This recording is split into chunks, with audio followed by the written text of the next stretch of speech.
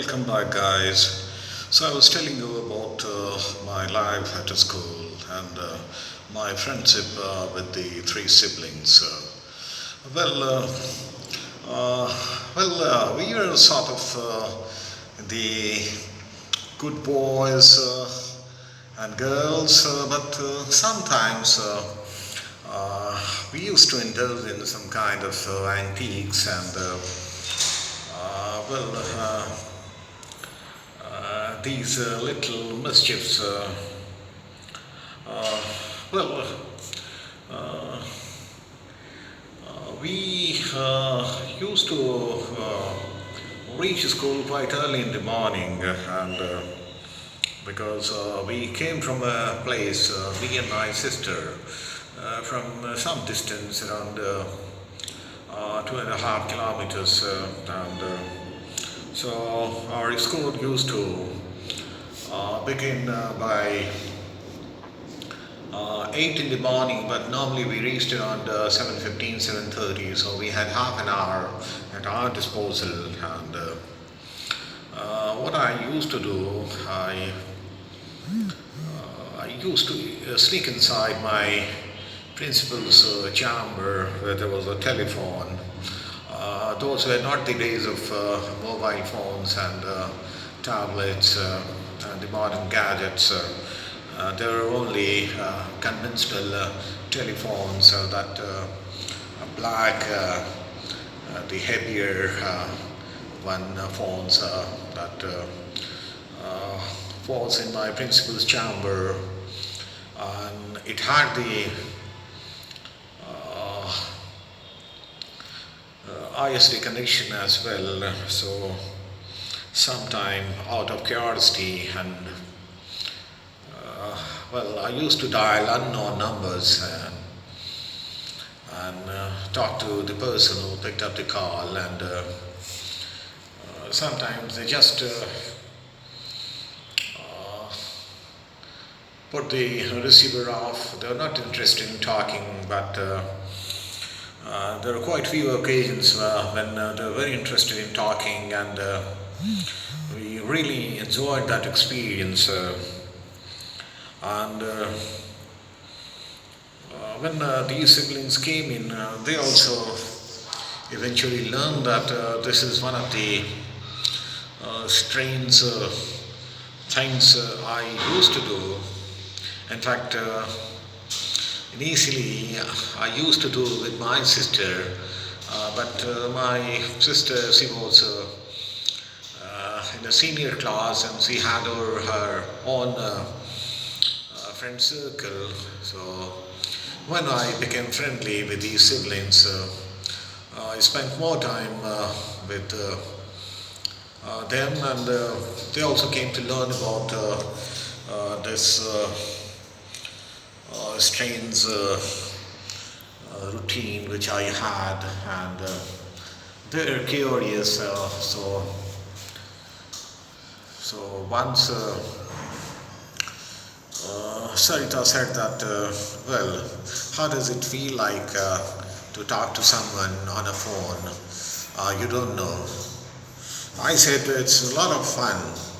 So, she said, well, I also want to experience that. I said, okay, so in that case, you'll have to come tomorrow, and you'll have to come early because we do it when nobody is around, because if my principal will come to know about this thing, or other students, I might be taken to the task because I'm not supposed to do something like this. So this is my little secret which I'm sharing with you. She said, okay, fine, I'll keep your secret, and tomorrow I'll come and see for myself how do you do this thing. So tomorrow Sarita came along, and then I was already waiting for her, and then we sneaked inside principal's chamber, and we picked up the phone and just called a random number, and the number was picked by hospital, and there was a nurse who took the call, and she asked, whom do you want to talk? I just used one name, but I'm Mr. Burma's nephew, so I want to know how is he. And incidentally, some Mr. Burma was admitted there. She said, if you are his nephew, then why are you inquiring about his health on the phone? Why don't you visit him in the evening? We have a visiting hours in the evening from 6 to 7. Then she further said that he's fine, and only yesterday he got his gallbladder stone removed, so he's coping up fine, and he'll be discharged in the next week. So I said, okay, thank you very much, and I should visit my uncle today evening, and I'll do that. And then I dialed the next number. The next number, it was picked up by a girl, I think, a small girl, and she said, Papa is not around, and whom do you want to talk? I said, I can talk to you. But she said, no, but I'm feeling sleepy. I want to sleep. I'm in no mood to talk. Do you want to talk to my mom? Then I asked, where is she? She said, she's in the kitchen. She's preparing a breakfast for me. Well, I thought it's not a good idea to talk to her mother who's busy preparing breakfast for her daughter. She said, no, okay, I don't want to disturb her. Let her prepare that breakfast and enjoy your breakfast. Nice talking to you. So Sarita was watching all this, and she said, can I make a call? I said, you're most welcome to do that. And she called, and oh my God, the other side, she just dialed any number, because we were randomly calling numbers. We had no idea the number belonged to whom and which person took the call. And this time the number she called, it was picked up by a police officer, and the other guy said in a very roaring and commanding voice, who is it? This is DSP Raghavendra Verma speaking. Well, she immediately put her hand on the mouthpiece and said, oh, it's a police officer. I said, oh, come on, put him down. And she immediately put the phone down, and she was really scared. And I said, oh, well, your call didn't even last for half a minute. I didn't know you were so scared of police. Then she said, no, I won't call. I think it's better if you call. So then I called again, and this time the call went to the local jail. And I said, hello, who is this? So the guy on the other side said, hello, this is Central Jail. I said, Central Jail? And who the hell are you talking? He said, I heard the voice. Well, right now, I'm in charge of attending the calls. Then I said, who are you? Are you the jailer? Are you the warden? He said, no, I'm the prisoner. Then I was surprised, and I asked, how come prisoners take calls? I think they should be rather locked up instead of taking calls. He said, I'm a murder convict and I'm serving for life. So after spending 10 years, we become regular chaps, and we are assigned jobs. So my job for today is to attend telephone calls. Do you have any problem? Well, that really scared me. I'm talking to a life convict.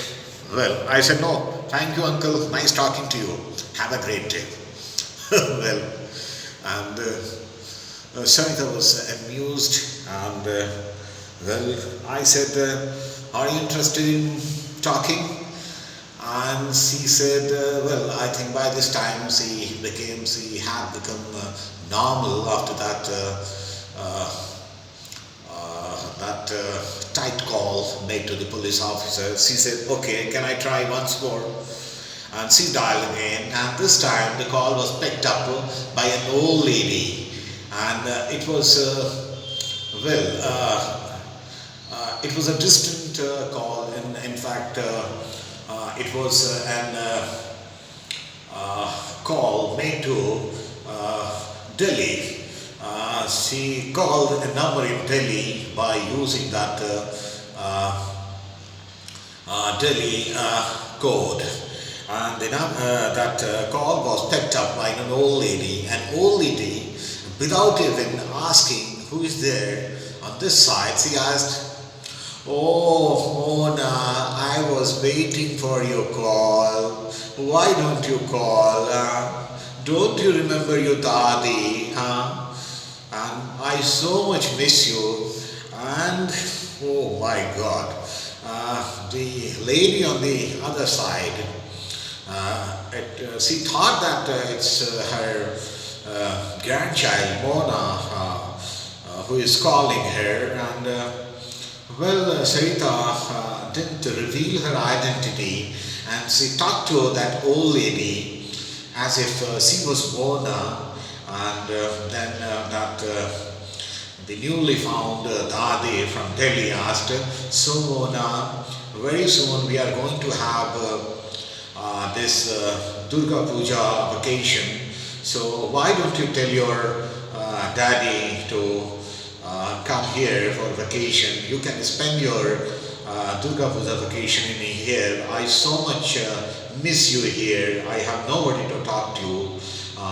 When you came during last summer vacation, you took so much care of mine, and here nobody talks to me, and I so much miss you." So, in fact, she went on talking for almost next 10 minutes, and it was time to other staff members and the students to come, and I was telling Sarita, "Oh, come on, hurry up," and Sarita was so involved talking to that old lady and become so emotional, and she said, "Okay, Grandma, I'll definitely tell my father to take me to you in the Durga Puja holidays." So that was it, guys. So that was one very enjoyable, though mischief we used to indulge during our school days, and so that's it. You also must have done such things during your school days. Well, we all do it, and that what makes our school life so much more memorable. So take care, guys, and thank you very much, and I love you all. Bye bye.